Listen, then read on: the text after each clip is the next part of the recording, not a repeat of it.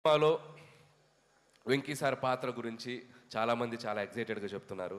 And it's నాకు ఒక అదృష్టం అని చెప్పాలి, నాకు ఈ అవకాశం వచ్చింది. అండ్ ఇక్కడ మీ అందరికీ తెలియని ఒక విషయం ఏంటంటే, వెంకీ గారు సినిమాలోకి రావడానికి ప్రధాన కారణం చిరంజీవి గారు, మూల కారణం చిరంజీవి గారు. నేను కథ చెప్పాక ఈ కథలో ఇలాంటిది ఏదైనా ఒకటి వస్తే బాగుంటుందేమో ఆలోచించాయని చిన్న బాంబు ఒత్తెలిగించి నన్ను వదిలేశాడు.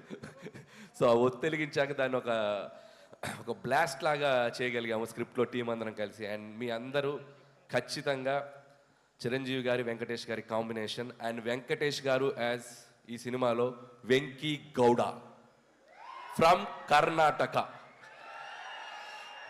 సో వెంకీ గౌడ గారు కన్నడ బ్యాక్డ్రాప్లో రాబోతున్నారు. So such a amazing energy and power add చేశారు ఈ సినిమాకి.